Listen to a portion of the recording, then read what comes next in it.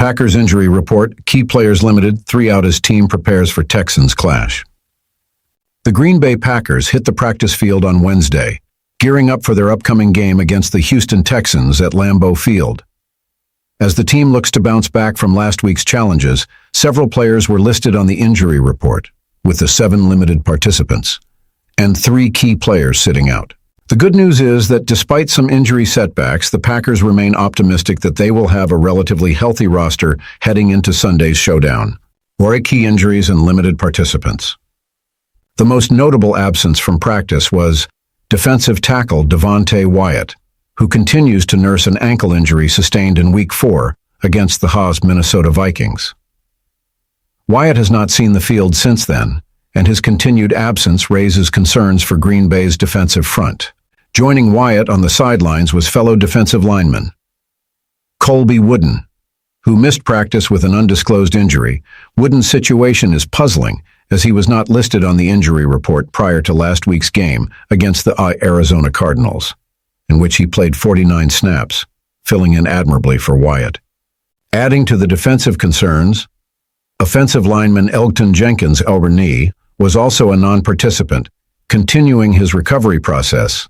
Jenkins is a cornerstone of the Packers' offensive line, and his absence would be a significant blow if he's unable to suit up.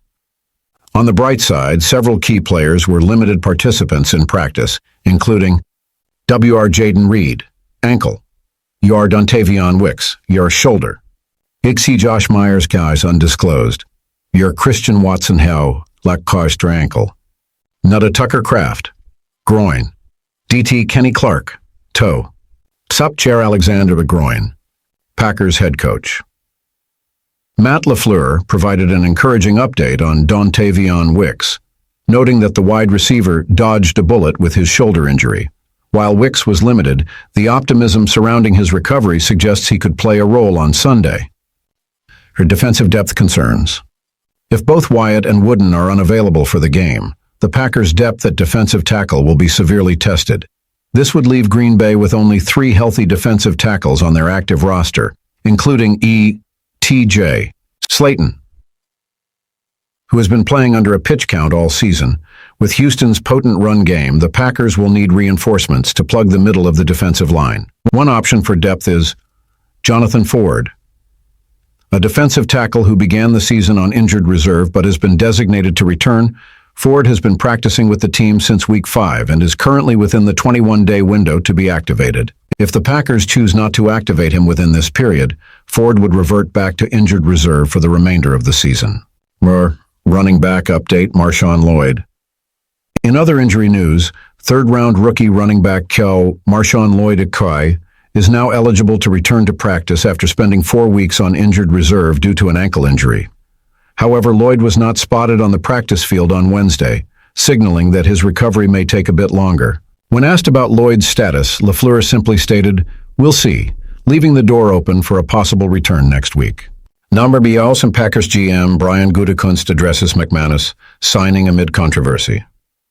A significant off-the-field development for the Packers was the signing of veteran kicker Brandon McManus, who joined the team after stints with the Denver Broncos, Jacksonville Jaguars, and the Washington Commanders. The signing, however, has not come without controversy.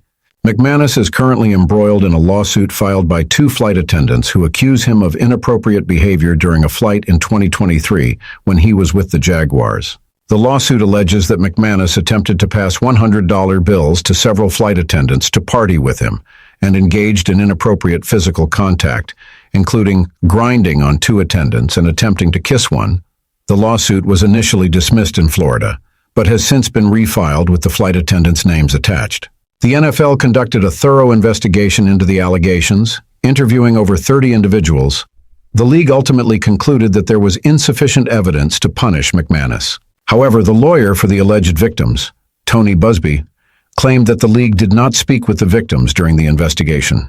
When asked if the Packers conducted their own investigation before signing McManus, Packers GM Brian Gutekunst acknowledged that McManus wouldn't be available right now if those accusations weren't out there, but emphasized that the team relied on the NFL's investigation.